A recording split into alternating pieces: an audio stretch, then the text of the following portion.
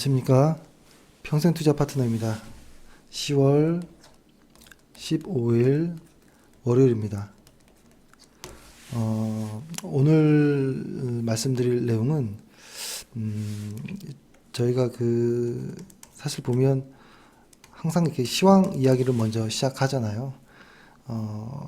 최근에는 이게 이제 흐름이 좀 있는 것 같은데요.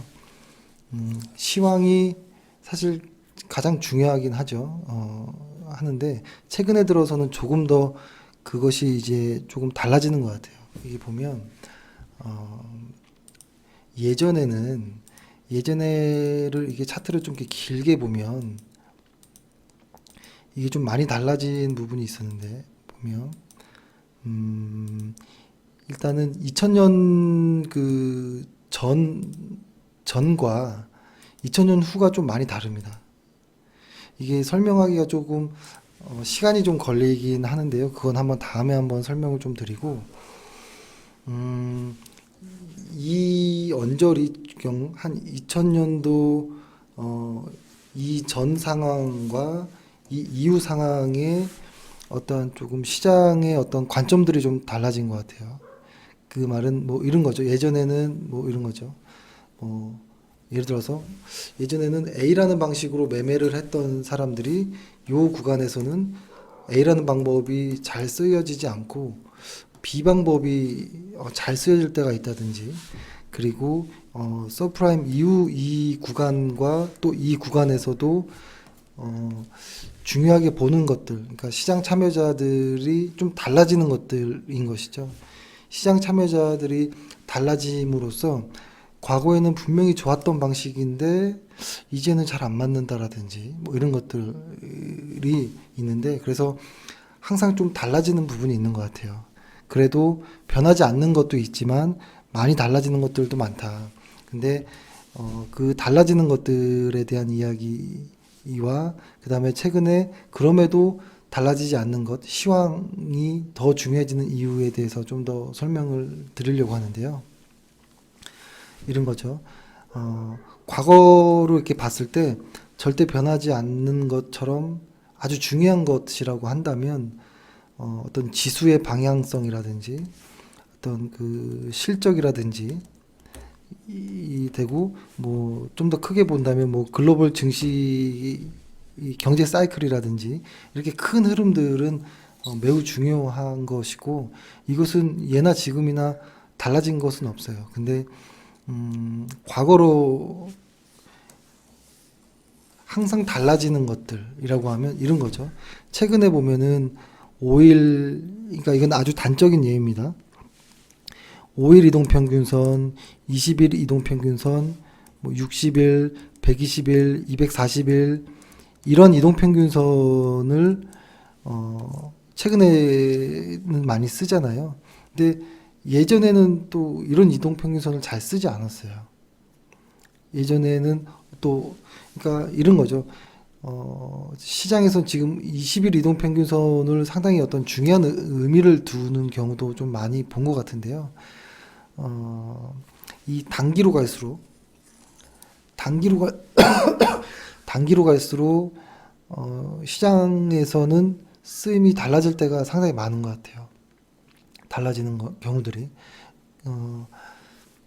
예전에는 한때 뭐 일목균형표라는 것이 상당히 시장에서 주목을 받았을 때도 있었고, 또 어느 순간에는 20일 이동평균선이 상당히 시장에서는 마치 저 이동평균선은 건들면 안 돼라는 식으로 받아들여졌던 때도 있었고, 그리고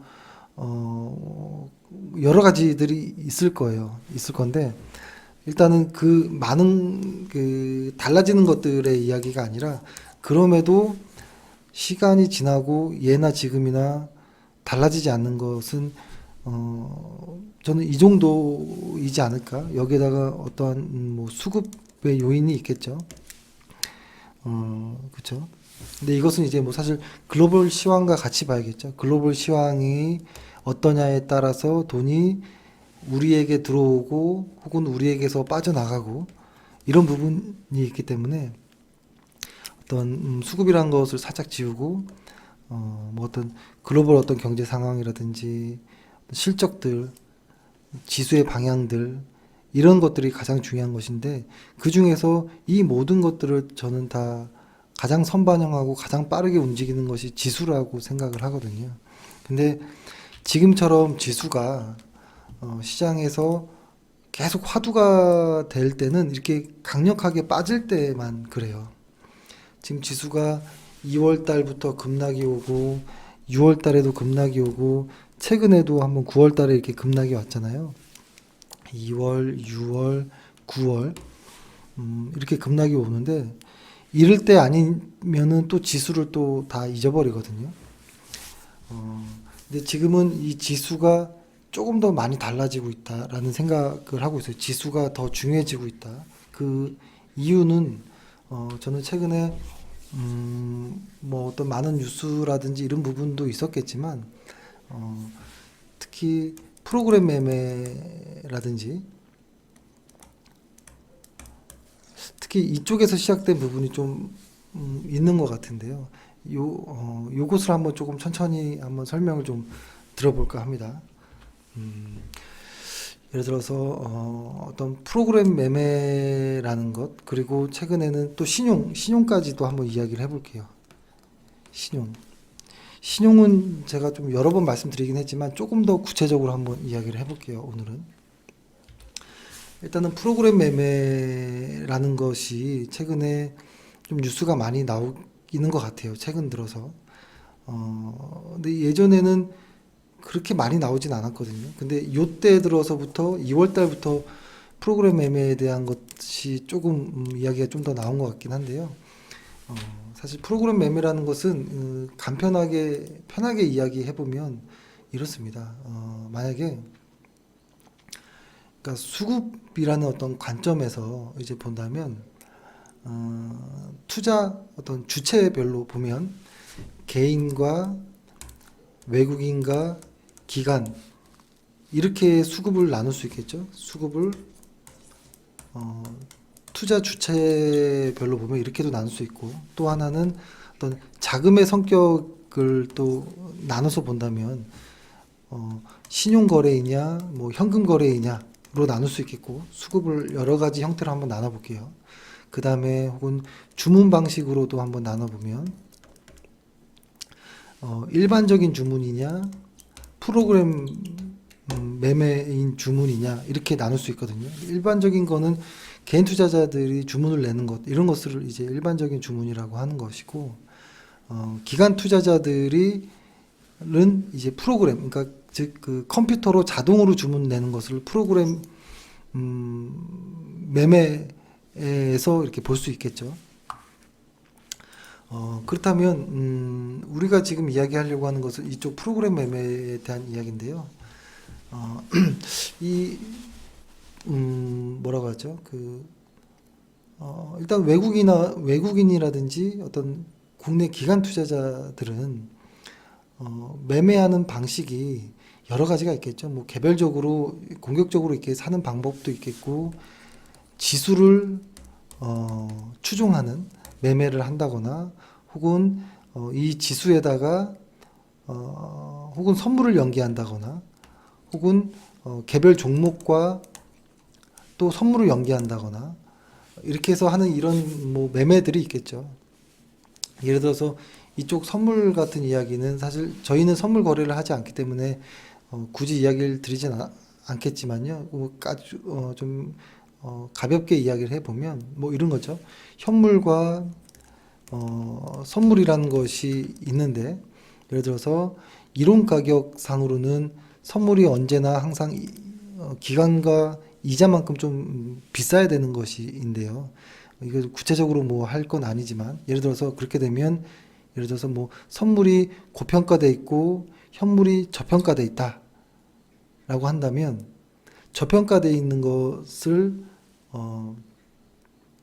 그렇게 된다면 고평가돼 있는 현물을 팔고 저평가돼 있는 현물을 사는 그러니까 이런 겁니다. 비싼 거 팔고 싼 거 사는 이런 것이죠. 근데 이제 여기서부터 어떻게 되냐면 선물과 어떤 현물을 사는 데 있어서 누구는 고평가, 저평가 이렇게 나눠져서 무엇을 팔고 무엇을 사고 할 때 보통 여기서 이 현물은 하나의 어떤 바구니에 여러 가지 종목들을 이제 담아두죠.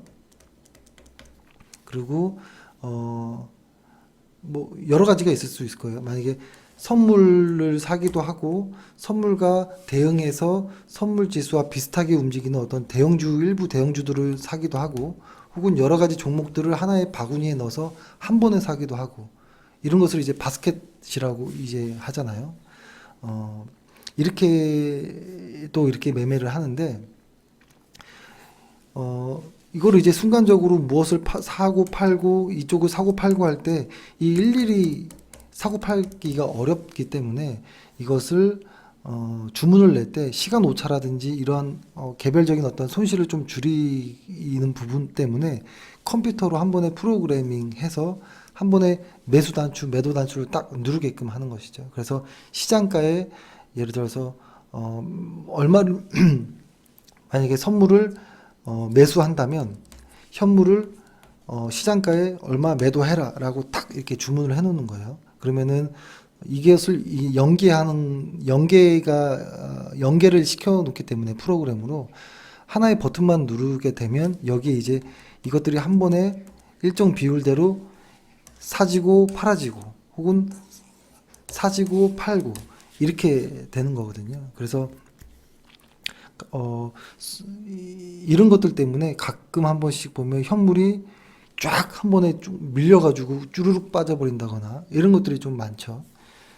그렇죠? 그러니까 이런 것들이 최근에 보면 이렇게 시장이 급락하는 이런 장세에서 예를 들어서 기계적으로 어떤 일정 부분 라인대에서 매도하게끔 이렇게 탁 걸어 놓으면 한 번에 전부 다 던져버리거든요. 그러면 거기에서 다른 이제 투자자들도 역시 투매를 한다거나 이런 식으로 하는 부분 때문에 좀 생각보다 과거보다는 예전 과거의 어떤 하락보다는 조금 더 매도세가 좀 강한 이런 모습들이 나오는 것이죠. 그리고 또 하나는 이렇게 프로그램 매매를 현물과 선물 이렇게 연계해서 하는 것도 있을 수 있고 또 하나는 최근에 ETF 매매가 또 있죠. 근데 최근에 보면 ETF 매매가 벌써 거래 비중에 20% 정도가 최근에 어떤 기사를 보니까 거래 비중의 20% 정도가 ETF 매매라고 하네요. 40조 정도에 육박한다라고 하고요. 그렇죠. 그러니까 8월 말 기준으로 봤을 때 코스피 거래 대금의 20% 정도, 그러니까 약 7조 정도가 평균 정도라고 보면 한 1조 4천억 정도가 ETF가 매매라고 합니다. 근데 이 ETF 매매라는 것은 뭐 다들 아실 거예요. 일종의 뭐 펀드라고 보면 되겠죠.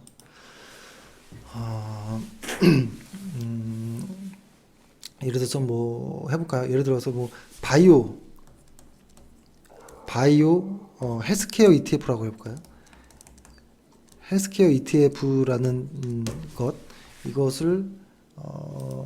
이것은 어떤 거냐면 한번 차트를 켜보면 지금 보는 차트는 타이거 헬스케어이거든요. 이 안에는 여러 가지 종목들이 이제 나눠져서 들어가 있고요. 한번 보여드려 볼게요.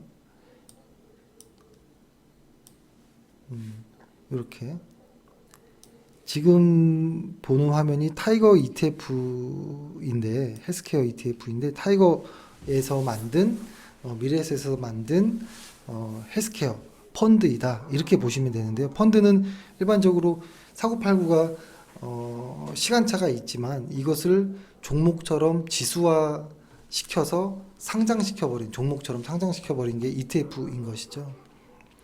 여기 안에 헬스케어 ETF를 누르면 이렇게 많은 종목들이 이렇게 쫙 포함되어 있는 거예요. 그래서 만약에 이런 거죠. 만약에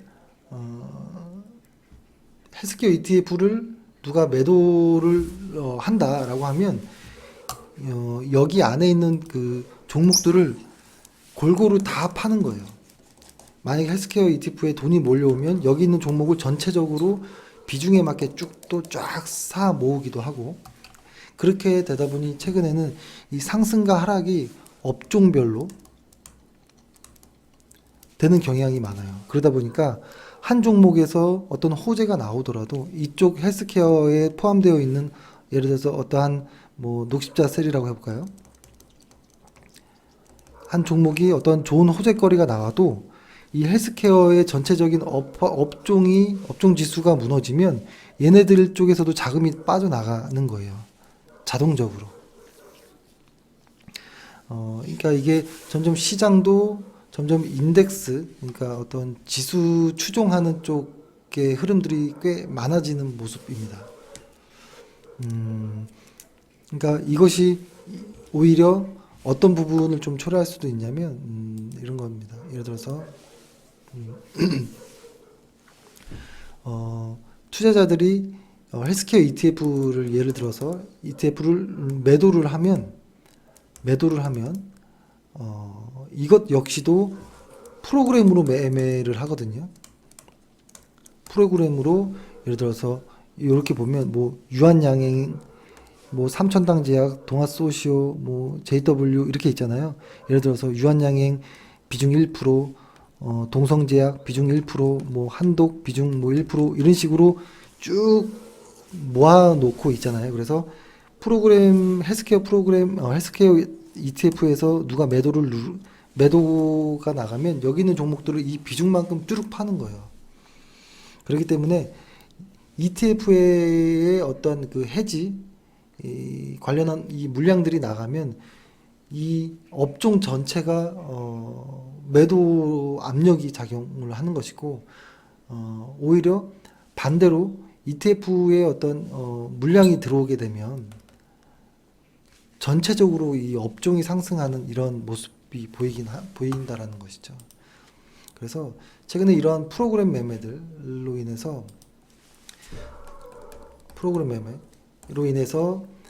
과거부터 뭐 현선물이 연계된 어떠한 이런 매매는 뭐 있어 왔지만, 최근에는 ETF 역시도 매우 이런 급등과 급락의 한 몫을 차지하는 모습을 좀 보이고 있습니다. 그러면은 지금 같은 시장은 어떤 시장이라고 봐야 될까요?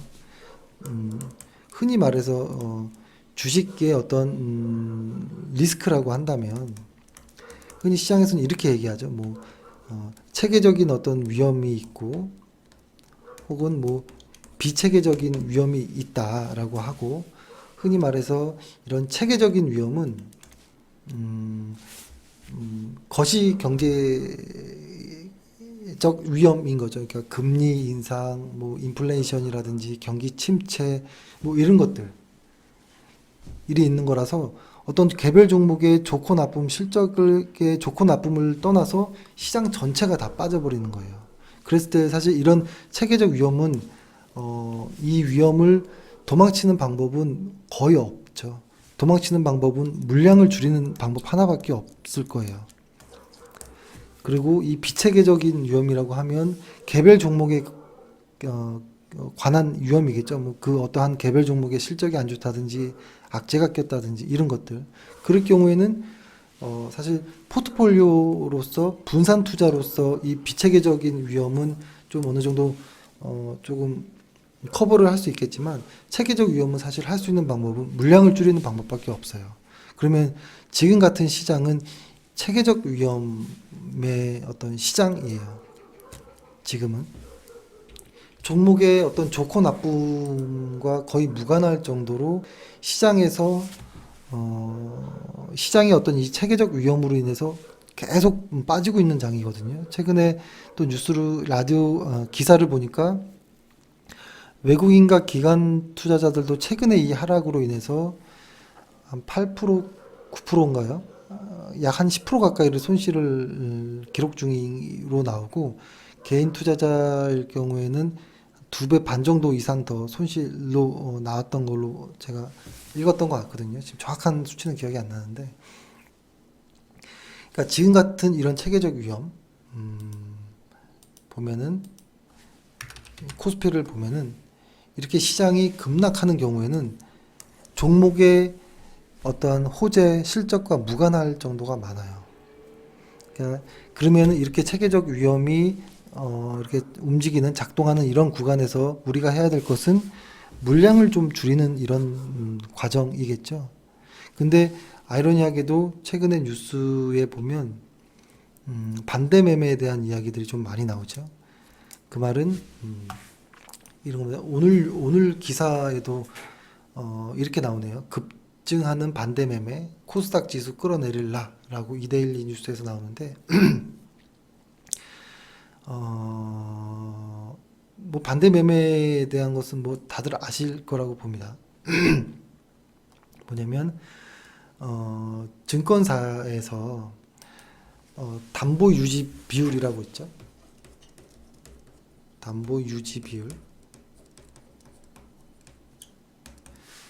이라는 것. 그러니까 담보 유지 비율을 한 140% 정도 이하가 되면 강제로 반대 매매 해버린다는 거예요. 그렇죠. 담보 유지 비율이란 건 뭐냐면 이런 겁니다.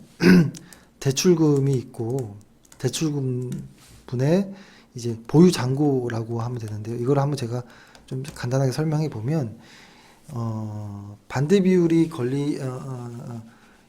반대 매매가 걸리는 그 담보 유지 비율이 140%라고 하면 이런 겁니다.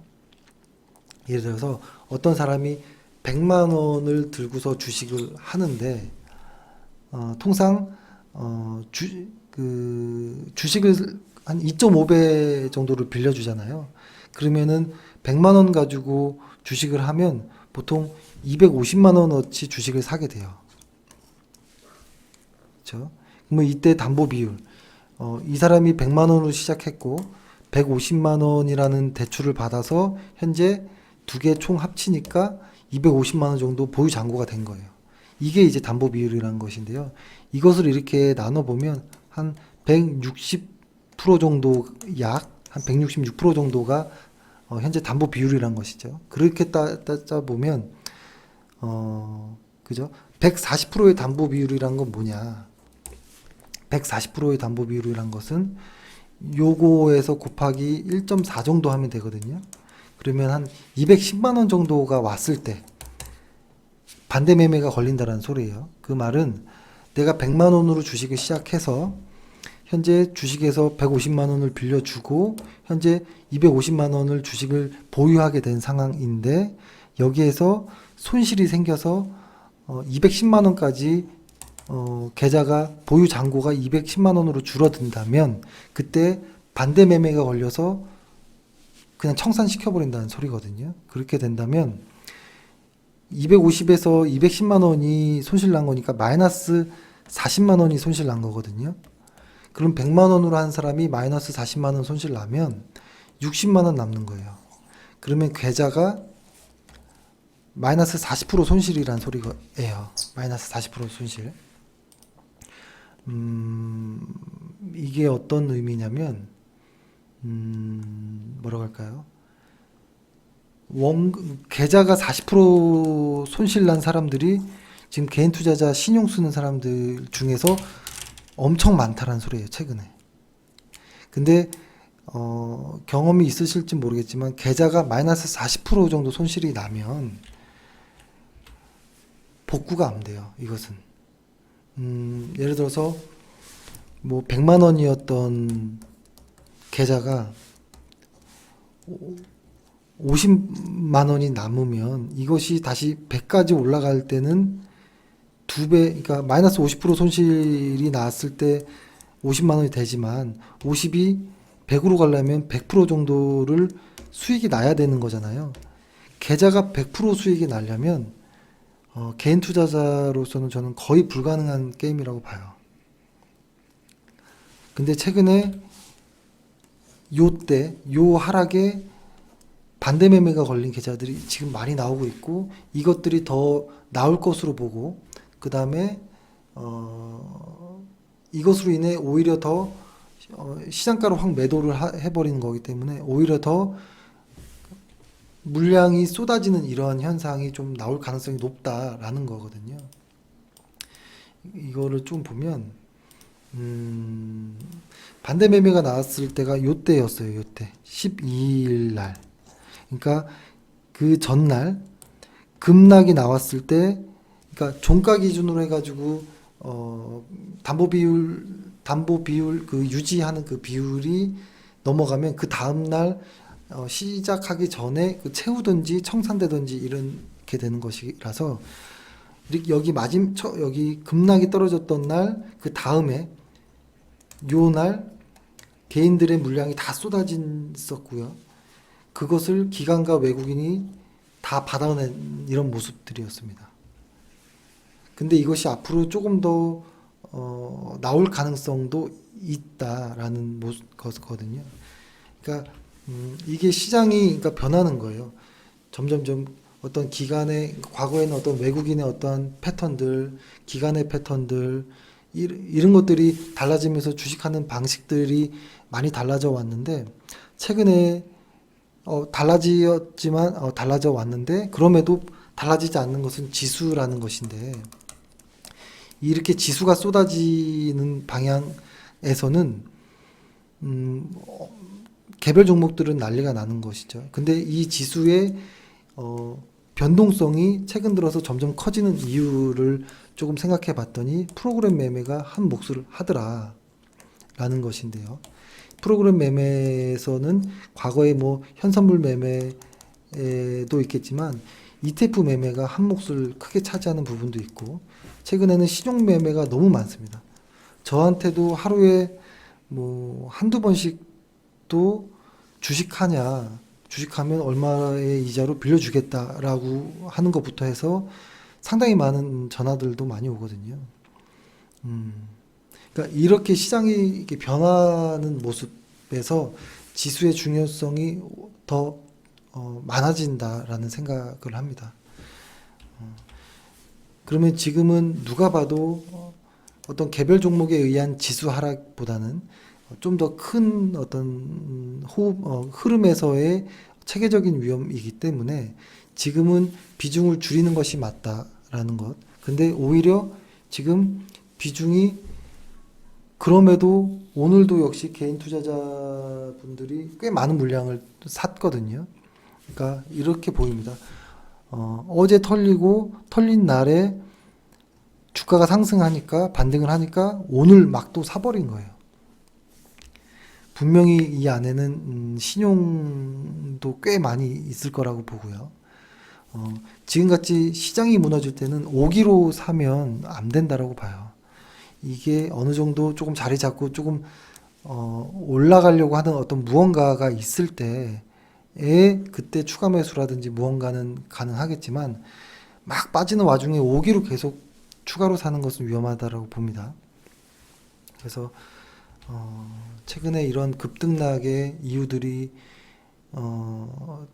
그런 환경들이 만들어졌고 그럼에도 불구하고 지수가 언제나 중요했지만 더욱 더 중요해지는 이런 순간이 왔다라는 생각이 듭니다.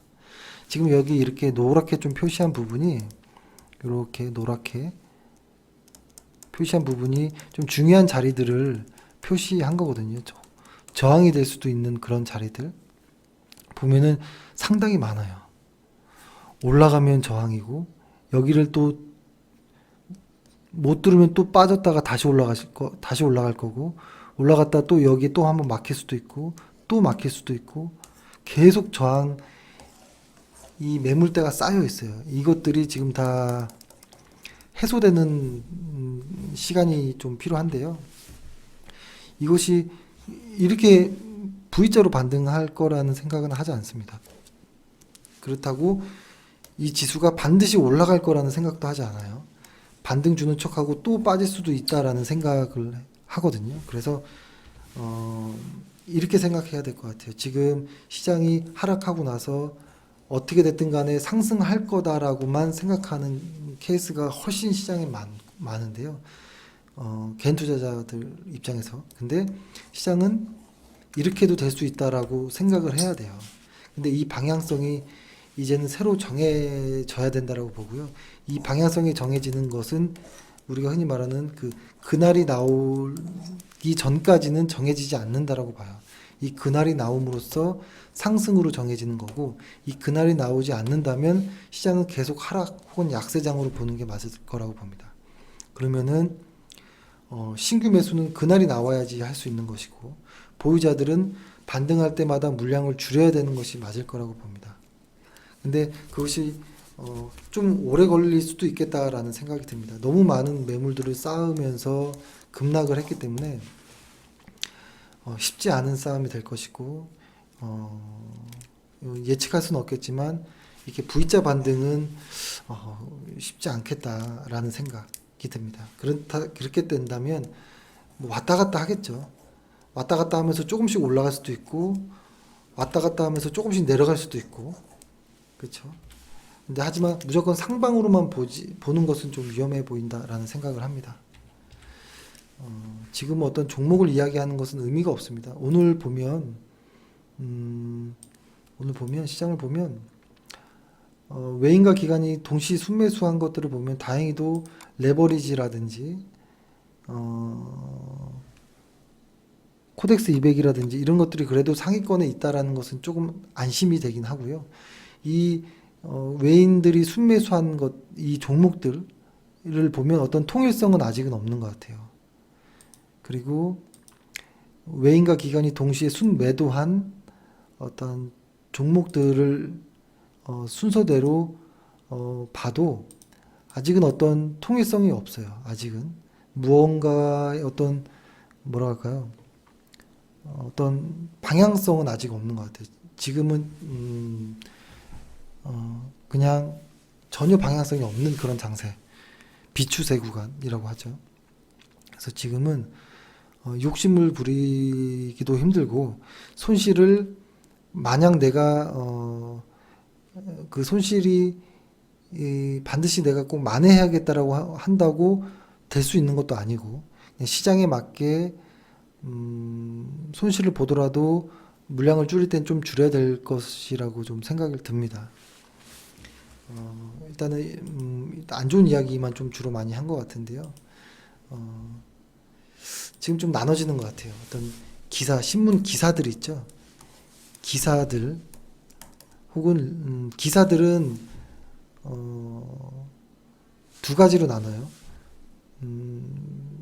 두 가지가 아니네요. 최근에는 보면 보통 다 리스크 구간이 존재한다. 아직은 조금 더 변동성이 유지될 것이니까 신중하자라고 하는 측이 있고요. 주식 방송이 있죠. 주식 방송에서는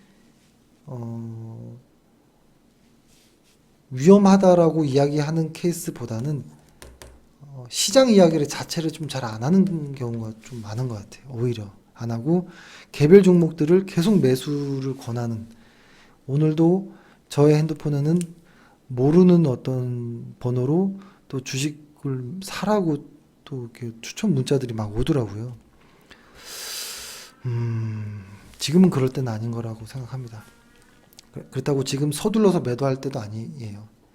지금은 이런 체계적인 이런 위험이 체계적인 리스크가 작동하는 구간에서는 그냥 기계적으로 물량을 줄인다거나 혹은 조금 더 기다려 본다거나 어느 방향성으로 가는지까지 확인하고 대응한다거나 이런 종류이지, 개별적으로 대할 수 있는 것이 많지 않다라는 생각은 합니다.